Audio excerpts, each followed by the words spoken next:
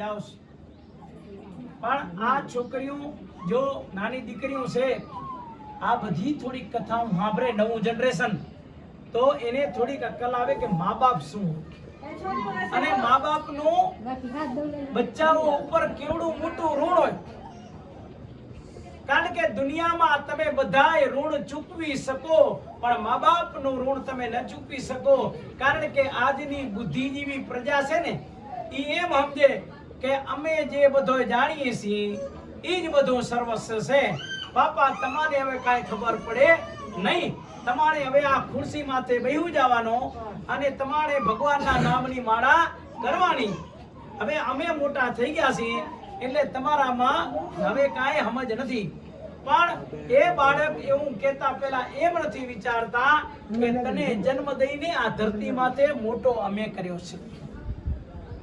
આ ધરતી ઉપર તને આ પૃથ્વી કેવી હોય ને એના દર્શન એક માં કરાવે કે વર્ષે ઘડીક વ્યોમ વાદળી રે લોલ, માડીનો મેઘ બારે માસરે, જનનીની જોડ સખી નહીં મળે રે લોલ. ગંગા અને જમુનાના નીર તો વધે ઘટે રે લોલ, એ સરખો નહીં માડીનો પ્રેમ પ્રવાહ રે, જનનીની જોડ સખી નહીં જડે રે લોલ.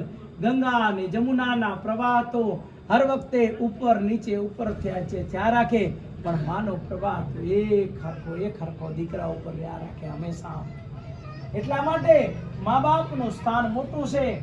જ્યારે ભગવાન શિવ પોતાના બંને દીકરાને કહે છે કે તમે જાઓ અને આખા દુનિયાના તીર્થ સ્થાનોમાં જઈ અને બધાની તીર્થયાત્રા કરી આવો.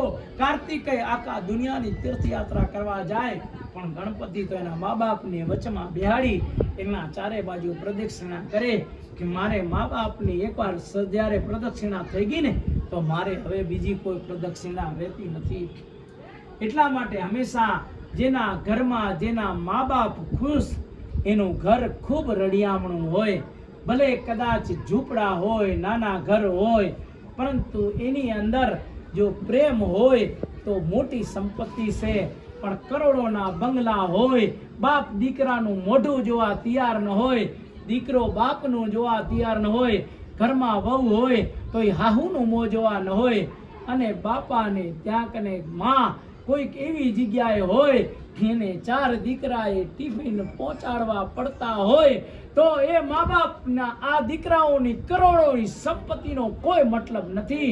એના કરતા તો નાનું એવું ઝૂંપડું હોય, પણ રાતના બાપને બધાય આખો પરિવાર બેઠો હોય અને દીકરો બાપને આમ પીરસતો હોય, જ્યારે દીકરાની વહુ એની હાહુને કહેતી હોય કે થોડુંક માં હજી લ્યો, માં થોડીક ખીચડી વધારે લ્યો, કેટલો પ્રેમ બને, કેવડી મોટી સંપત્તિ. શું રૂપિયો આ દુનિયામાંથી કઈક અઢળક ધન સંપત્તિ વાળા આ દુનિયા છોડીને જાય છે, તો શું કાંઈ એના બંગલા ને મર્સિડીઝ ગાડીઓ ભેગી લઈ જાય? અરે એક ધોરું કપડું અને એક થોડીક જગ્યા, આટલું જ ખપે.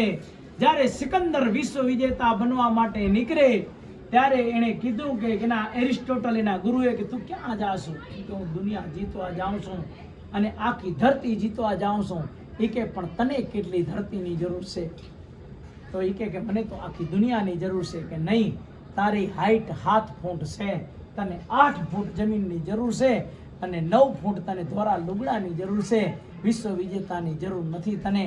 એટલા માટે માણસ જાય ત્યારે આ ધરતીમાંથી કાંઈ લઈને જતો નથી.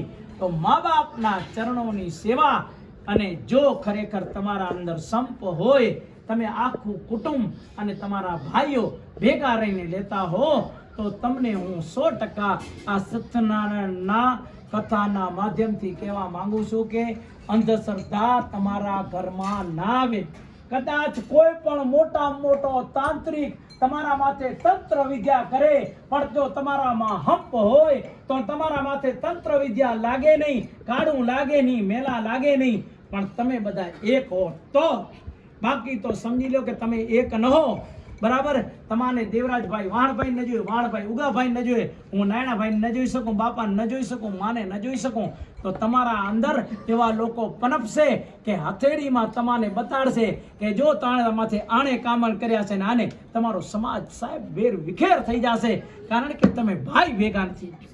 એટલા માટે ખાસ કહું છું આ કથાના માધ્યમથી કે તમે લોકો ભેગા રહેજો, જ્યાં કને પણ કુસુંબ થાય ત્યાં માટલાના પાણી હુકાઈ જાય છે. એટલા માટે સંપ જરૂર છે, સહન શક્તિ કરજો, ભેગા રહેજો અને એનાથી તમારી સમૃદ્ધિ વધશે અને પછી તમને પિતૃ દોષ નહીં લાગે, ગોત્ર દોષ નહીં લાગે, સર્પ દોષ નહીં લાગે અને માત્ર ને માત્ર તમારા પાસે ખુશીઓ અને રામનું નામ હશે. શ્રીમન નારાયણ નારાયણ નારાયણ સત્ય નારાયણ નારાયણ નારાયણ સ્વામી નારાયણ નારાયણ નારાયણ વિષ્ણુ નારાયણ નારાયણ નારાયણ સત્ય નારાયણ નારાયણ નારાયણ. બોલો કૃષ્ણ કનૈયા.